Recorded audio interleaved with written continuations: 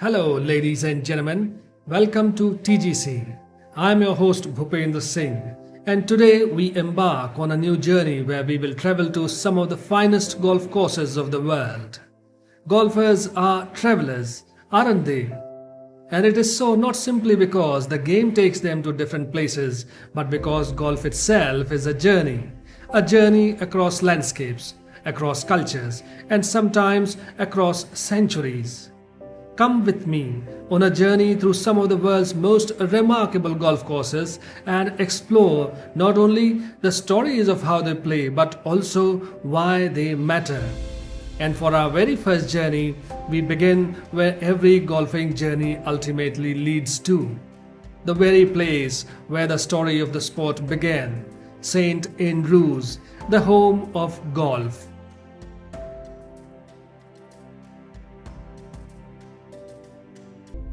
From the first tee, the old course leads golfers away from the town and out towards the windswept links beside the North Sea. It is a journey that feels remarkably natural. Unlike many modern golf courses where each hole exists as a separate challenge, the old course unfolds as one continuous landscape, each hole flowing effortlessly into the next. The outward nine is where St. Andrews introduces itself, not with spectacle but with subtlety. Wide fairways that invite confidence, firm links, turf that rewards imagination, natural contours that influence every bounce, and the ever-changing wind, the oldest and most faithful guardians of these links. These opening holes do more than test a golfer's ability, they begin to teach the philosophy of links golf. The time the outward journey reaches the ninth green, you realize something. You haven't simply played 9 holes. You have been introduced to a way of thinking about golf that has shaped the game for centuries. Every great journey begins with a first step. At St. Andrews, it begins with a first swing. For golfers around the world, standing on the first tee of the old course is far more than the start of a round. It is the fulfillment of a dream. The opening fairway is surprisingly wide, one of the widest in championship golf. Yet, the old course immediately teaches its first lesson. Wide does not mean easy. Out of bounds waits on both sides of the hole, and nervous opening tee shots have found those boundaries for generations. The safest line is toward the left center of the fairway, using the small gorse bush beside the Swilcan burn as a guide. From there, a controlled approach to the middle of the green takes the burn largely out of play. The Swilcan burn is a modest stream, but one that has quietly shaped countless opening holes. Like so many hazards at St. Andrews, it doesn't rely on size or spectacle. It simply asks for good judgment. That perhaps is the first lesson the old course teaches every golfer.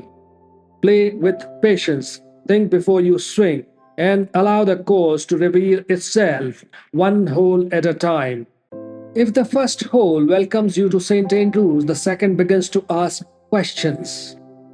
Known as Dyke, this hole introduces one of the oldest principles of links golf. Position is everything. From the tee, the fairway appears broad and inviting, but a cluster of bunkers and thick gorse guard the right side, waiting to punish any drive that strays from its intended line. The safest strategy is to favor the left side of the fairway, leaving the ideal angle towards the green. One landmark dominates the landing area, Cheap's Bunker, named after Charles Cheap, one of the early captains of the Royal and Ancient Golf Club. For generations, it had challenged golfers to choose wisely from the tee. The approach demands just as much thought. A pronounced diagonal ridge runs across the front of the green, influencing both the flight of the ball and its final bounce. Ignore the contour, and even a well-struck shot can finish well away from the flag. It is a reminder that at St. Andrews, the greatest hazards are not always bunkers. Sometimes they are simply the natural shapes of the land.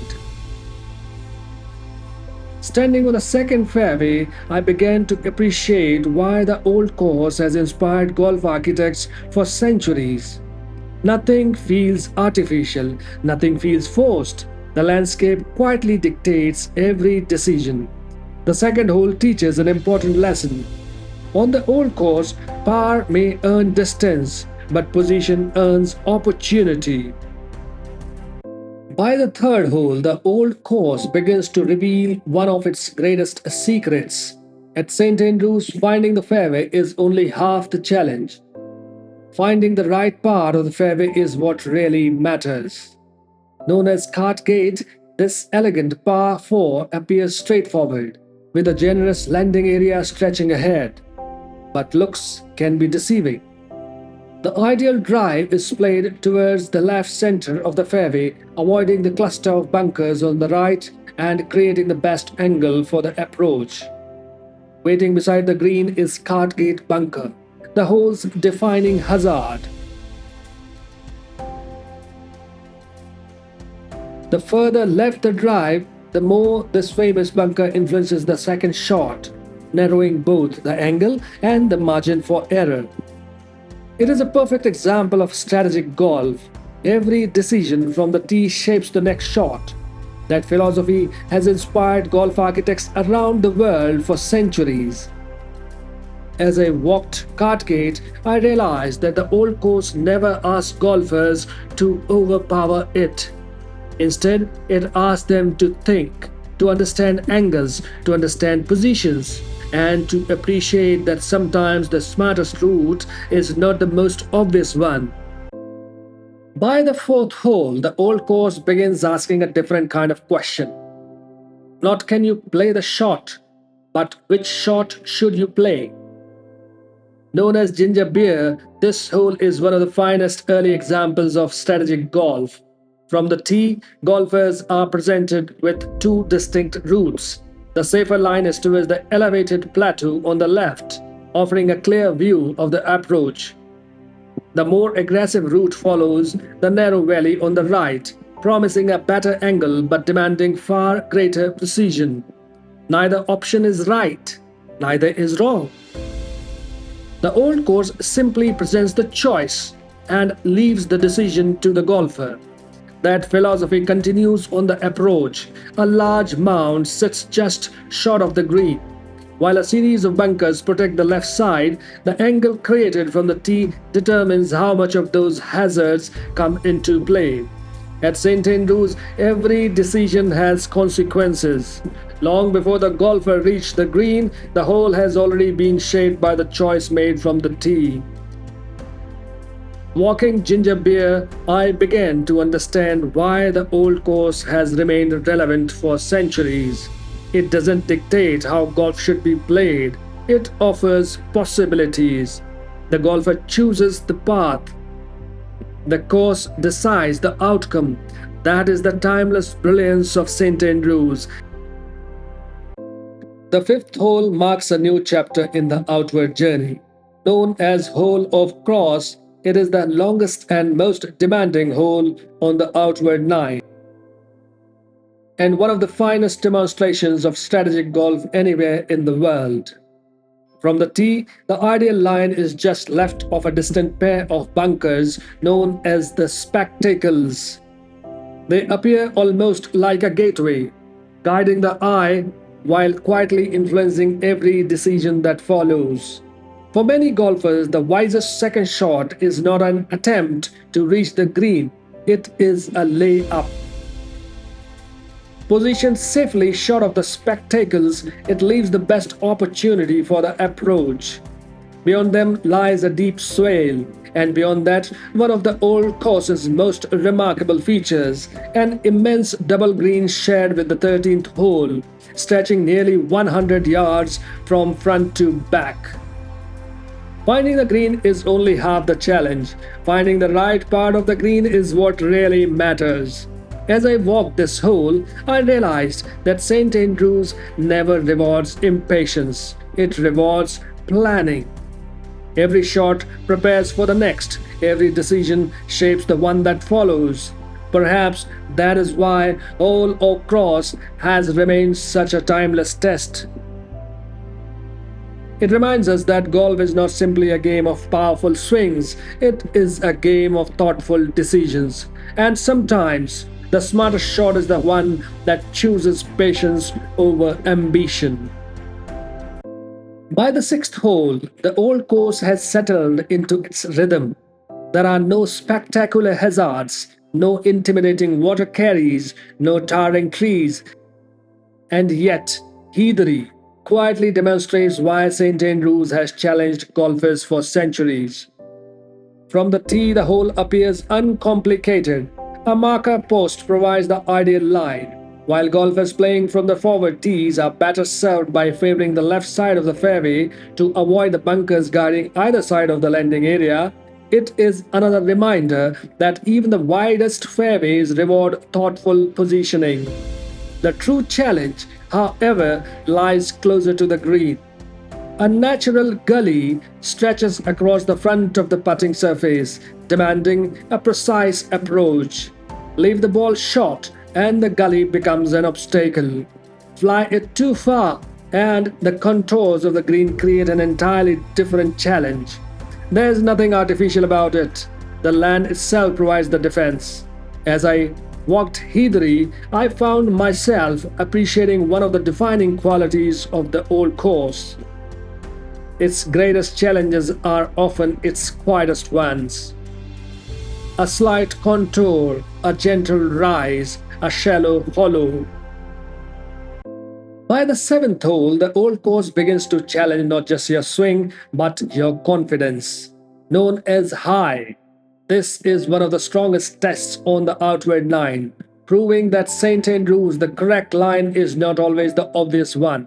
From the tee, golfers are encouraged to aim towards the distant red flag on the 11th green, a sight that feels almost unbelievable to anyone experiencing the old course for the first time. Shared fairways and shared greens are part of what makes St Andrews unlike any other golf course in the world. A well-placed drive opens the best angle into the green. But the real challenge waits ahead. Guarding the approach is the enormous shell bunker, one of the most recognizable hazards on the outward nine. It commands attention from the moment it comes into view, encouraging golfers to favor the left side of the green where the natural slope can help feed the ball towards the target. Like so many holes at St Andrews, success depends not on avoiding every hazard, but on understanding how the landscape wants the ball to move.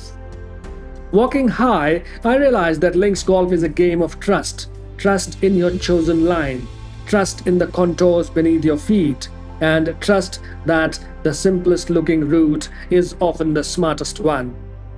The seventh hole reminds us that hesitation rarely earns rewards. At St Andrews, commitment is every bit as important as technique. The eighth hole carries one of the simplest names on the old course, Shot. But don't let that name fool you. This modest par 3 has humbled golfers for generations. From the tee, the green appears inviting, yet a deep, high-lipped bunker protects its front, while the large putting surface slopes gently towards the back, making distance control just as important as direction. The greatest defense, however, cannot be seen. It is the wind. On a calm day, the hole may require nothing more than a short iron. When the North Sea breeze begins to blow, that same shot can demand a long iron or even a fairway wood. The target remains unchanged. The challenge does not. Standing on the tee, I realized that links golf is never played against the course alone. It is played against the elements. Every gust changes your club selection. Every change in direction asks a different question, and every shot demands complete commitment. The eighth hole is a reminder that St Andrews, the wind is never just a part of the scenery. It is a playing partner, one that never stops testing your judgment. Every journey has a turning point. On the old course, it arrives at a hole appropriately named End. Although one of the shortest and easiest holes on the scorecard, end demands the same thoughtful strategy that has defined the outward nine. From the tee, the ideal line is left of Bose's bunker and end hole bunker, leaving the best angle into the green. For long hitters, it may appear to be a tempting birdie opportunity, but St. Andrews has a habit of rewarding patience over ambition. The approach offers one of the links golf's most distinctive moments. On firm turf, many golfers choose not to fly the ball all the way to the green. Instead, they allow it to turn naturally across the fairway, sometimes even using the putter from well short of the putting surface. It is golf played along the ground, just as the game was first intended to be. Every great journey has a turning point. At St. Andrews, that moment arrives at the end of the ninth hole. The outward nine takes the golfers away from the town and into the heart of the links. The inward nine brings them home. But the journey home is far from a gentle walk. If the outward holes introduce the character of the old course, the inward holes reveal its soul. A place where architecture, tradition, competition, and memory comes together. The town now lies ahead. The clubhouse is drawing closer, and the story of the old course is entering its final chapter. Our journey home begins at the 10th hole, a hole named after one of the greatest golfers who ever lived, Bobby Jones. Few golfers have shared a deeper connection with the old course than the legendary American amateur, making it a fitting place to begin the inward nine. At just over 340 yards, the hole appears modest in length, but like much of St. Andrews, its challenge lies not in power but in precision. The ideal drive favors the right side of the fairway, opening the best angle into the green. Drift too far left and the approach becomes considerably more demanding. Once again, the old course reminds golfers that every shot is played with the next one in mind. There are no dramatic hazards demanding attention, no intimidating forced carries. Instead, the hole quietly rewards thoughtful positioning and disciplined golf. It is a subtle test, but a meaningful one. If the 10th hole eases golfers into inward journey, the 11th quickly reminds them that the road home is anything but easy. Known as high, this demanding par 3 has often been described as the shortest par 5 in golf. The reason becomes clear the moment you stand on the tee. The green is fully exposed to the North Sea wind, and depending on its strength and direction, club selection can vary dramatically. A comfortable mid-iron one day may become a fairway wood the next day. Finding the green is only the beginning. Holding it is the real challenge. The putting surface slopes gently from back to front and is guarded by two famous bunkers, Hill on the left and Strath on the right. Miss the target by only a few yards and a straightforward par can quickly become a struggle. Like so many holes at St. Andrews, high asks for accuracy rather than par. It rewards commitment, it punishes indecision, and it reminds every golfer that on a links course, nature is always part of the game. Standing on the tee, I realized that some of golf's greatest tests are not measured by distance, they are measured by precision.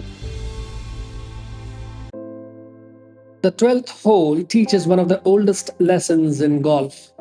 Never assume that what you see is all there is.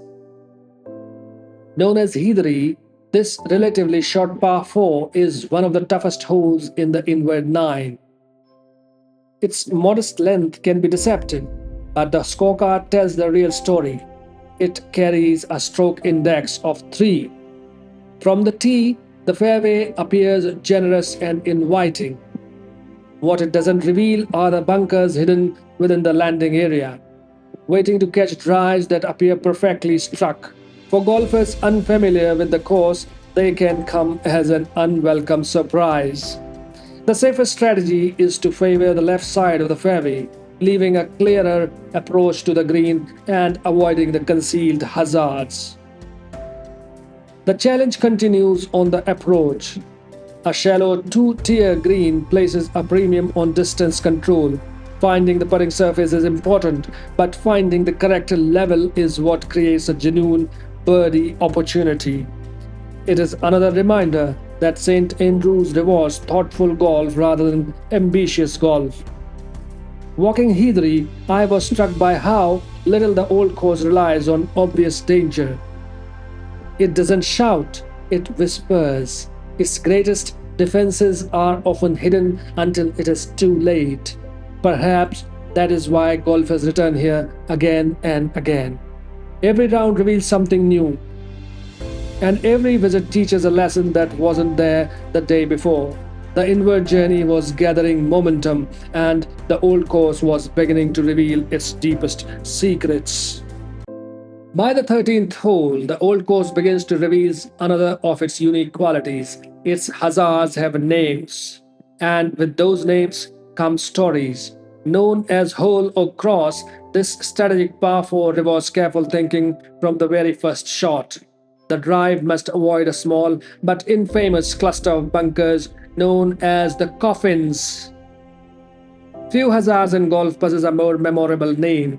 They are not specially large, nor are they particularly dramatic. Yet, for generations, they have captured the imagination of golfers, proving that at St. Andrews, reputation can be just as powerful as size. A well-positioned drive beyond the coffins opened the way to one of the old course's magnificent double greens, shared with the fifth hole. Spanning nearly 100 yards from front to back, it is unlike almost anything found in modern golf. Here, reaching the green is only the beginning. The real challenge is finding the correct section of it while avoiding the deep bunker guarding its right side. Standing beside this vast putting surface, I began to appreciate that St. Andrews is more than a collection of golf holes. It is a landscape filled with personalities. The coffins, hell bunker, principal's nose, the road hole, each has earned its place in golfing folklore. They are not simply hazards, they are characters in a story that has been unfolding for centuries. Every great golf course has a hole that defines its character. At St. Andrews, the 14th is one of them, appropriately named Long. It is the toughest hole on the scorecard and one of the greatest strategic par 5s in golf. The drive should favor a broad landing area known as the Elysian Fields, safely away from the out-of-bounds wall that runs along the right side of the hole. It is an inviting name borrowed from Greek mythology, and reaching it offers the ideal position for what comes next. Because every golfer knows what lies ahead. Hell bunker. Positioned almost in the center of the fairway, this vast deep bunker has influenced more decisions and probably more scorecards than almost any other hazard in golf. From the Elysian Fields, golfers face a simple question. Do you challenge hell, or do you choose the safer route? That decision has confronted golfers for generations. Some have escaped with birdies, others have left with memories they would rather forget. Standing beside Hell Bunker, I realized that its greatest power is not its size, it is its presence. Long before you reach it, you are already thinking about it. Perhaps that is what makes a truly great hazard. As the round moves into its closing stages, the old course asks yet another question. Can you trust what your eyes are telling you? Known as Cardgate, the 15th is a classic example of how St. Andrews uses perspective to challenge the golfer. From the tee, the traditional line is towards the distant church steeple, framed by two natural mounds affectionately known as Miss Granger's Blossoms. For generations, these landmarks have guided golfers across the open links, long before yardage books and GPS became part of the game. A well-positioned drive opens the ideal approach, but the real defense of the hole lies on the green. Its depth is remarkably deceptive. From the fairway, judging the true distance to the flag is far more difficult than it first appears. A shot that feels perfectly struck can finish well short, while an extra club can leave an equally awkward recovery. It is a subtle challenge, yet, like so much at St Andrews, subtlety is often the greatest defense. Walking towards the green, I realized that this hole is built on perception. The aiming point lies on the horizon. The target appears closer than it really is, and success depends on seeing beyond first impressions. The 15th reminds us that golf is not simply a game of execution. It is a game of judgment, and with only 3 holes remaining, every judgment now carries even greater significance. With only 3 holes remaining, the old course presents one final examination. It is called Corner of the Dyke. At first glance, the 16th appears straightforward, but standing on the tee, every golfer faces a familiar dilemma. To the right lies the old stone boundary wall, marking out of bounds. To the left waits the famous Principal's Nose, one of the most recognizable bunker complexes on the old course. Between them lies a narrow ribbon of opportunity. The ideal drive threads the gap, rewarding confidence with the best angle into the green.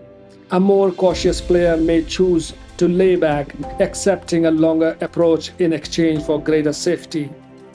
It is a decision every golfer must make for themselves. Even the greatest players have respected this challenge. Jack Nicklaus famously described the aggressive route down the right as being strictly for amateurs. It was his way of reminding golfers that bravery should never be confused with recklessness. That perhaps is the lesson of the 16th. Golf is not about taking every risk, it is about choosing the right one. Every great golf course has one hole that defines its reputation. At St Andrews, it is the road hole. For generations, this has been regarded as one of the finest and most feared par fours in golf.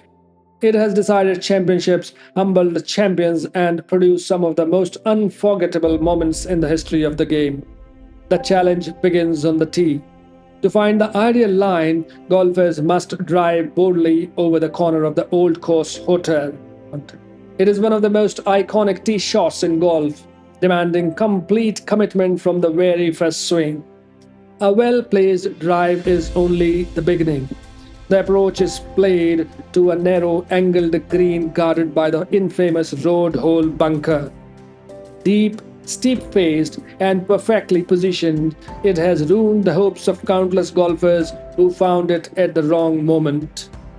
And beyond the green lies the feature that gives the hole its name, the road. Miss Long and the road and the stone wall beyond it quickly become part of the challenge. There is almost no room for error.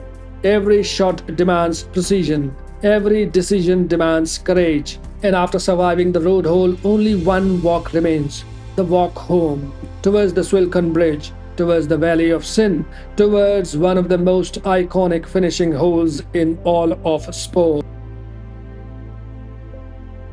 Every journey deserves a memorable ending. At St Andrews, that ending is not defined by difficulty. It is defined by history. The 18th hole, Tom Morris, is one of the most recognizable finishing holes in all of sport. More than any other fairway in golf, it represents a homecoming. From the tee, golfers traditionally aim for the clock on the R&A clubhouse, one of golf's most famous aiming points. The fairway is remarkably generous, almost inviting you to slow down and enjoy the final walk. But this hole is about far more than the score. As you approach the green, one landmark captures the imagination of every golfer: the Swilcan Bridge. For more than 7 centuries, this simple stone bridge has carried shepherds, golfers, and open champions across the Swilcan burn. Today, it has become one of the most photographed places in the game, a symbol of golf's enduring history. A few steps beyond lies the final challenge, the Valley of Sin.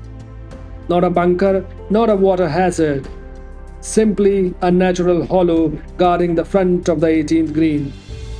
Yet countless rounds have ended here with one final reminder that at St. Andrews, even the gentlest contours deserves respect.